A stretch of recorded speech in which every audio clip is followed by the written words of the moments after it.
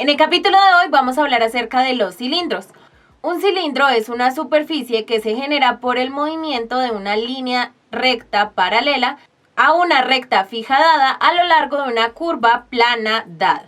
A la curva la vamos a llamar la curva generatriz del cilindro. Cuando estamos hablando en una geometría sólida, al cilindro se le conoce como cilindro circular. En la geometría sólida, y a estas curvas generatrices les vamos a conocer como circunferencias. Pero ahora en este caso nosotros vamos a tener que cualquier curva generatriz puede ser de cualquier tipo. A continuación vamos a ver un ejemplo para los cilindros. Entonces vamos a tener que obtener una ecuación para el cilindro formado por las rectas paralelas al eje Z.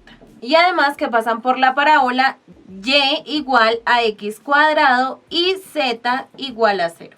Ahora vamos a darle solución a nuestro ejercicio. Para esto vamos a definir el punto P sub 0 que va a tener coordenadas x0, y0, pero en este caso sería x sub 0 al cuadrado por lo que nos dice acá, y z0. Entonces, este punto vamos a decir que está en la parábola y igual a x cuadrado.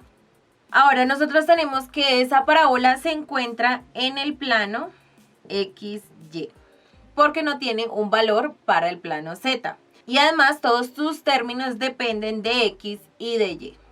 Entonces vamos a decir que para cualquier valor de Z, que vendría siendo esta propiedad de acá, el punto Q sub 0 con coordenadas x sub 0 al cuadrado z estará en el cilindro que se encuentra en la recta x igual a x sub 0 y y igual a x sub 0 al cuadrado. Además vamos a tener que pasa por nuestro punto P sub 0 y además que va a ser paralela al eje Z. Ahora vamos a decir que recíprocamente cualquier punto Q sub 0 con coordenadas x sub 0 al cuadrado z, cuya coordenada y sea al cuadrado de su coordenada x, estará sobre el cilindro. Esto ya que se encuentra en la recta x igual a x sub 0 y y igual a x sub 0 al cuadrado. Y además tenemos que pasa por el punto P sub 0 y es paralela al eje Z, como teníamos anteriormente. De ahí vamos a tener que, sin importar el valor de Z, los puntos sobre la superficie son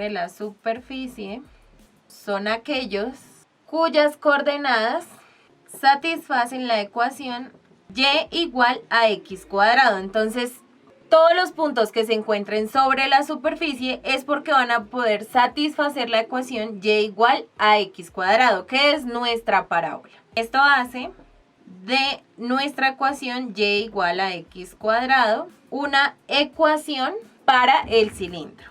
Y además, debido a esto, llamamos al cilindro el cilindro y igual a x al cuadrado, que será un cilindro que no presenta altura. De acá vamos a tener la siguiente nota que nos dice que cualquier curva f de x igual a c en el plano XY va a definir un cilindro. Define un cilindro y además vamos a tener que este cilindro es paralelo al eje Z. Y además cuya ecuación del cilindro está definida por f de x, y igual a c, cuya ecuación también es f de x, y igual a c. Entonces, por ejemplo, si nosotros tomamos la ecuación x cuadrado más y cuadrado igual a 1, me va a definir el cilindro, define el cilindro formado por las rectas paralelas al eje Z, que tenemos acá, x cuadrado más y cuadrado igual a 1. En el plano en el cual se encuentra definido, que sería en este caso el plano XY. De modo similar vamos a tener que cualquier curva G de x, z igual a C en el plano XZ va a definir un cilindro paralelo al eje Y. Y además cuya ecuación viene dado por G de x, z igual a C. Y ahora vamos a decir que cualquier curva H de coordenadas YZ igual a C van a definir un cilindro paralelo al eje, en este caso como ya tenemos Y y Z, será paralelo al eje X. Y además vamos a tener que cuya ecuación espacial también es H de Y, Z igual a C. Cabe aclarar que el cilindro no necesariamente debe ser paralelo a un eje. Entonces acá vamos a colocar, sin embargo, el eje de un cilindro no necesita ser paralelo a un eje coordenado.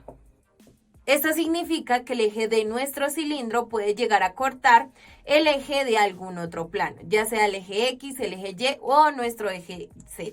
En el capítulo de hoy aprendiste el concepto y un ejemplo acerca de cilindros.